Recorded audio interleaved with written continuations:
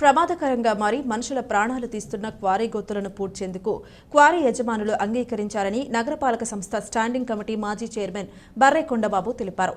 Quarry యజమానులతో కలిపి తమకు తొలిసారిగా commissioner K Dinesh Kumar joint meeting ఏర్పాటు చేశారన్నారు.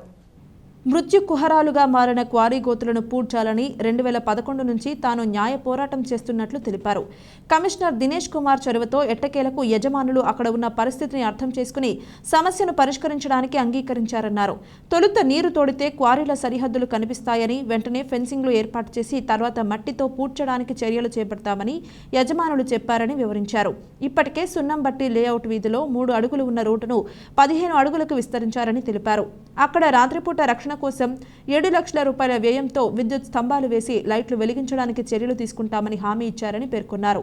ఇది తన ఒక్కడి విజయం కాదని అందరి విజయమని త్వరలో విజయోత్సవం నిర్వహిస్తామన్నారు.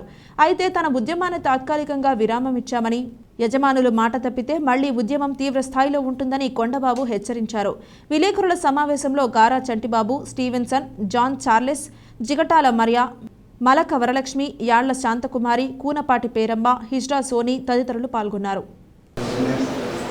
క్వారీలో జరిగినటువంటి ఏదైతే ఈ పోరాటం ఉందో ఈ పోరాటానికి కమిషనర్ గారు ఎన్ని పరిస్థితులు ఉన్నప్పటికీ కూడా చొరవ తీసుకొని ఇన్ని సంవత్సరాల నుంచి ఆల్రెడీ మమ్మల్ని జాయింట్ మీటింగ్ చేసినటువంటి ఏ అధికారి లేడు.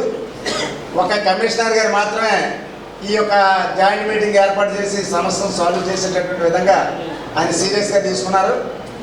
రాజమండ్రి డెవలప్మెంట్లో ఆయన పాత్ర ఏ విధంగా ఎంపీ గారితో పాటు ఉందో మరి అదేవిధంగా మరి మా ఏరియా కూడా మీరు ఎందుకు చేయట్లేదని చెప్పేసి మేము గట్టిగా ఆయన రిక్వెస్ట్ చేయడం జరిగింది. ఆ రిక్వెస్ట్ మేరకు ఆయన చాలా వరకు మరి ఈ యొక్క విజయాన్ని ఆయన కూడా అంకితం అవుతుంది. ఎందుకంటే ఆయన కూడా చొరవ తీసుకున్నారు.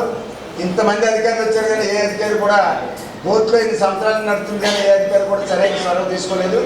మరి కమిషనర్ గారు కూడా ప్రత్యేక అభినందనలు తెలియజేస్తున్నానని చెప్పేసి చెప్తూ తొందరలో మరి విజయోత్సవ సభ మా వార్డులోనే పెట్టడం జరుగుతుంది. అంచేత మీరు మీ అందరూ సపోర్ట్ చేసినందుకు మీ అందరికీ కూడా ధన్యవాదాలు మాట్లాడాము. మేము చాలా సంతోషపడ్డాము. సార్లను ఫోన్ చేసి సాయంత్రం చెప్పగానే చాలా సంతోషపడ్డాము.